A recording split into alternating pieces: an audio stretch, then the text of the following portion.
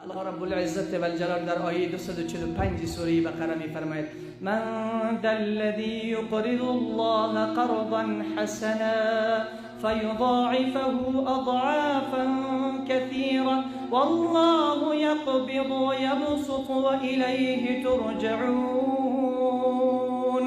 الله در این آیه میگه چی کسی است که به خدا قرض بدهد؟ آماده هستی به خدا قرض بدهید؟ هستی؟ دست بلند چند نفر به خدا قرض میدهند؟ ماشاءالله همه به خدا قرض میدهند. از اینجا که بیرون شدین به خدا یک قرض بدهید.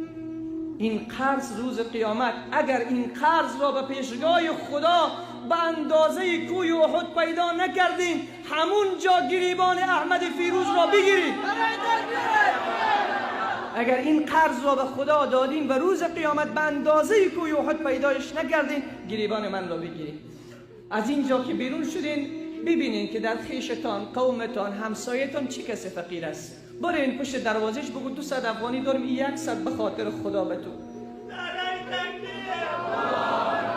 100 به خاطر خدا برای تو. وقتی این آیه نازل می شود چه کسی است که به خدا قرض بدهد که خدا این را چند برابر بگرداند؟ ابو دحداح صحابی انصاری هست، به محضر رسول خدا حاضر می شود، می گوید یا رسول الله آیا امروز آیه به شما نازل شده هست؟ رسول خدا فرمود بله صحابی من. کدام آیه؟ من ذا الذی یقرض الله قرضا حسنا. چی کسی است که به الله قرض بدهد و خدا این قرض را چند برابر روز قیامت برایش عطا کند؟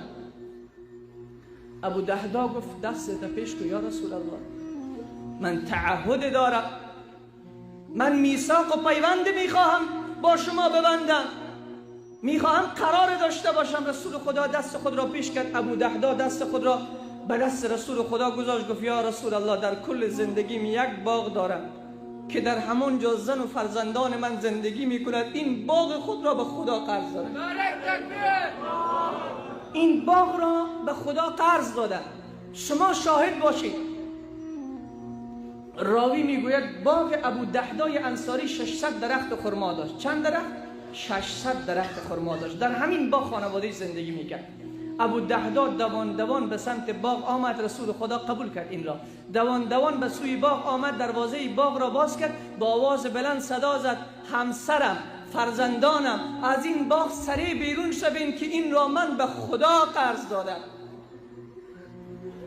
وقتی این سخن از زبان ابو دحدا کنده می شود، فدای چونین شیر از زنان شوم، صدا می زند ای ابا دحدا، چه تجارتی که هیچ نقصی به دنبال ندارد، چه معامله‌ای که هرگز تو خساره نمی بینی و نقصان نمی بینی، بهترین کار کردی. حتی در روایت می آید که خرمای به دهن فرزندش بود، انگشت خود را مادر به دهن تفلک خود کرد، خرما را کشید، گفت این در قرض خدا داده شده است. ابو دحدا از اون باغ بیرون شد با زن و فرزندانش. رسول خدا این باغ را در بین یتیمان تقسیم کرد. آیا هست امروز کسی که به خدا قرض بدهد؟ هستند. انشالله شما کسانی هستین که به خدا قرض میدهید. نمیخواین گناهتون پاک شود؟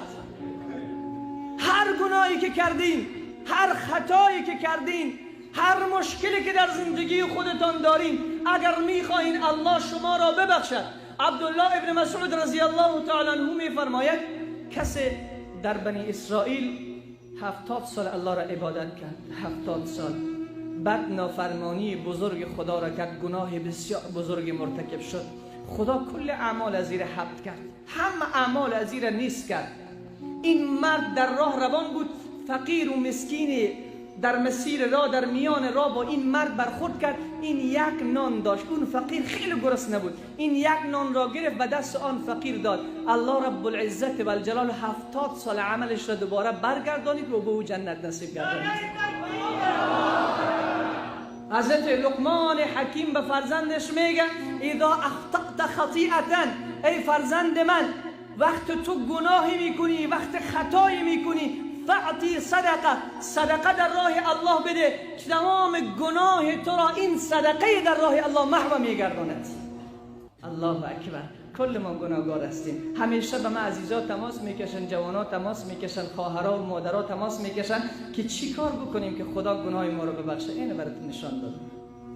صدقه بده در راه خدا. هر چقدر گناه داری صدقه بده در راه الله، محو میکنه. من نمیگویم، رسول خدا صلی الله علیه و سلم میفرماید الصدقه تطفئ الخطیئه کما یطفئ الماء النار. صدقه چنان گناه را محو میکند، چنان گناه را از بین میبرد، قسمی که آتش را آب از بین میبرد. هر گناهی که کردی صدقه در راه خدا بده. اگر فقیری صدقه در راه الله بده. اگر زن نداری صدقه در راه الله بده. اگر مریض داری صدقه در راه الله بده. این را من نمیگویم، رسول الله با آواز بلند صلی الله علیه و سلم داووا مرضاکم بالصدقه. ای امت من، مریضان خود را با صدقه علاج بکنید. سابق یک عادت بود، یک مشکلی که به خانه ها پیش میشد، بازمو بیبی خانه یا پدر بزرگوار که اون موی سفید خانه بود، بابا بود، در حال یک چیزی در راه خدا انفاق میکردن. حال وقت به ما مشکل پیش شود فقط تماس میکشیم دکتر خوب در کجاست، دکتر خوب در کجاست. من نمیگم معالجه نکن، معالجه بکن، اما اولین معالجه را باید کی بکند؟ تا او را راضی نساختی پس مرض علاج پیدا نمی کند. تا اون نخواهد هیچ مرض درمان نمی شود. اگر می خواهی مریضی تو درمان شود فقط باید انفاق در راه الله بکنی و صدقه بدهی. داووا مرضاکم بالصدقه. امراض خود را، مریضان خود را با صدقه علاج بکنیم. یک داستان را پارسال کرده بودم، در یادتان مانده که کسی فقیر بود، محتاج بود، در همسایگی کسی قرار داشت. این تاجر پولدار ثروتمند به مرض سرطان گرفتار شد. بعد از این که رفت تست داد، برش گفتن که مرض سرطان تو خیلی وضعش خراب است، چند روز تو زنده نمیمانی. بعد اینکه دوباره برگشت، به خاطر خداحافظی در داخل شهر خودش رفت، در مسیر راه تیر میشد که پیرزن را دید از پیش یک قصابی مقدار استخوان‌ها را جمع میکند. از این پیرزن پرسان کرد که استخوان‌ها را چی میکنی پیرزن؟ گفت به ما گوشت نمیرسه، ما فقیر و درمانده هستیم، چند تا یتیم دارم، این را میبرم به آب جوش میدهم، به اون اطفال خود میدهم.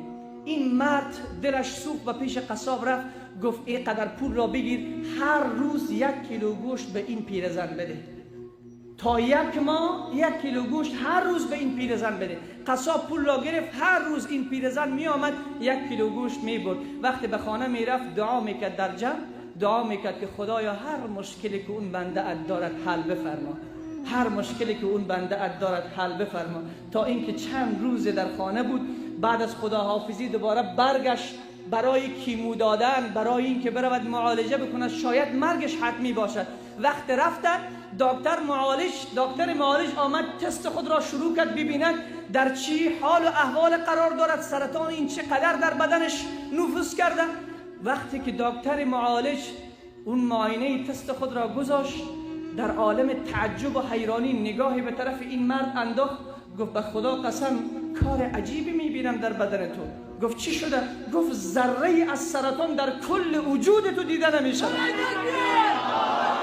ذره از سرطان در کل وجود تو دیده نمیشه. تو چی کار کردی؟